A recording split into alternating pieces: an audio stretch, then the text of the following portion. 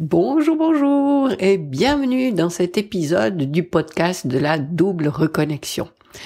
Dans cet épisode, je vais te raconter une histoire dans le but de t'aider à comprendre que peut-être qu'actuellement tu penses que tu es la seule à être une personne qui a des difficultés à surmonter dans son quotidien. Eh bien, j'espère que cette histoire va te permettre d'accueillir le fait que non, tu n'es pas toute seule à avoir des difficultés. Et pourquoi c'est important de comprendre ça? Parce que dans notre quotidien, lorsque nous rencontrons des gens, eh bien souvent, et ça t'arrive probablement, tu portes un masque, tu fais comme si.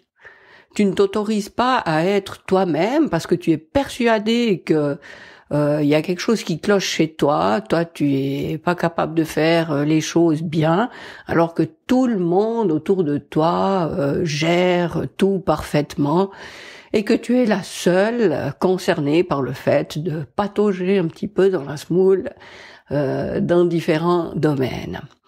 Alors, je te raconte ça parce que c'est quelque chose que j'ai vécu pendant très longtemps. Et là, je me rappelle quand mes enfants étaient petits.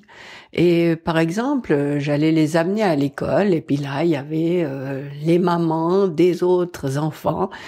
Et ces mamans que je voyais parfaites et qui étaient là...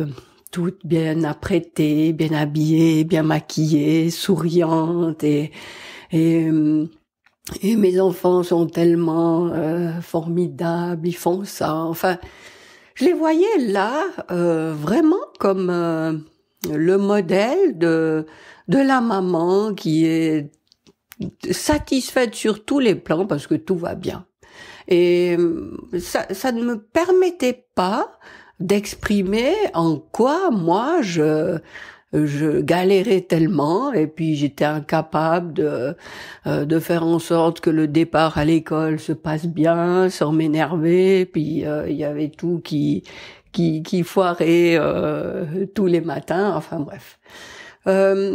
Oui, bien sûr, il y avait des amis avec qui je partageais plus sincèrement ces situations que je vivais, mais toutes ces copines que je voyais comme ça occasionnellement ou même tous les jours, mais que je connaissais pas plus que ça, bien avec ces personnes, je portais clairement le masque qui me semblait adapté à la situation, qui me permettait d'entrer dans le moule de toutes ces autres mamans pour qui tout allait très bien dans le meilleur des mondes. Et puis, comme je te l'ai dit plus tôt, il y avait quand même heureusement des personnes avec qui je pouvais échanger plus honnêtement. Entre autres, mon ancienne voisine, qui était plus âgée que moi, et qui m'écoutait avec beaucoup de bienveillance et moi je sautais sur cette oreille justement accueillante pour déverser mon incapacité à gérer ma vie et puis voilà, c'est vrai que j'avais pris pour habitude assez souvent de lui faire part de ce que j'étais pas capable de faire et des soucis que j'avais dans mon quotidien.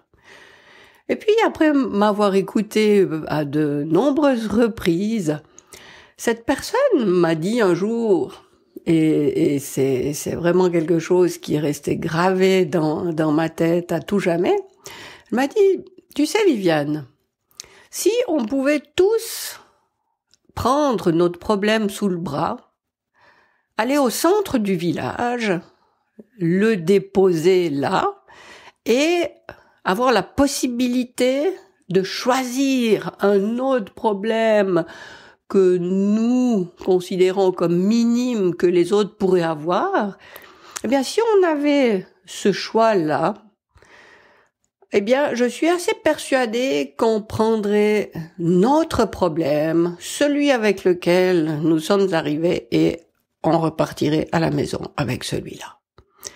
Et c'est vrai que ça m'a vraiment interroger. Et c'est tellement vrai. Parce que, bien sûr, en étant à l'écoute des autres, en allant gratter un petit peu sous la surface, on se rend compte que des soucis, des problèmes, des difficultés, des incapacités à gérer, il y en a chez tout le monde.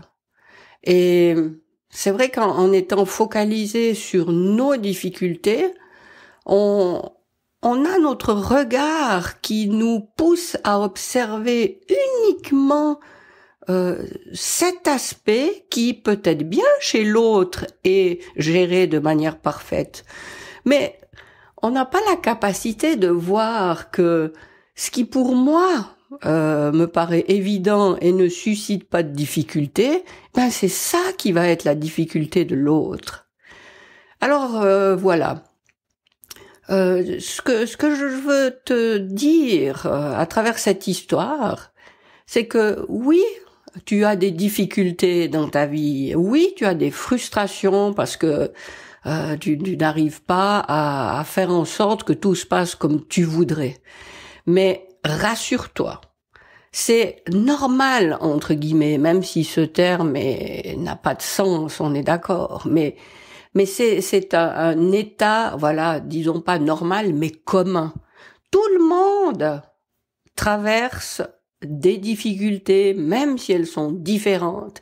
Et c'est vraiment une illusion de croire que tu es la seule à traverser des difficultés.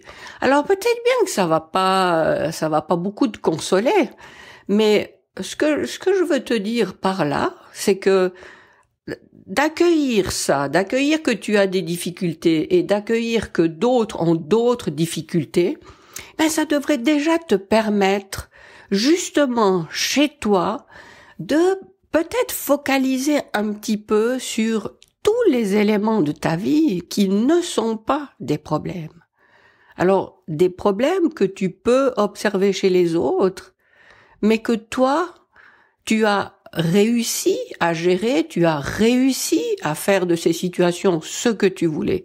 Alors, voilà, ce que je veux te susciter par cette histoire, c'est déplace peut-être ton regard et au lieu de rester focalisé la tête baissée sur tout ce que tu n'arrives pas à gérer, lève les yeux et puis admire ce que tu fais merveilleusement bien, ce qui te réussit et félicite-toi pour tout ce que tu as assumé jusque-là et qui est magnifique.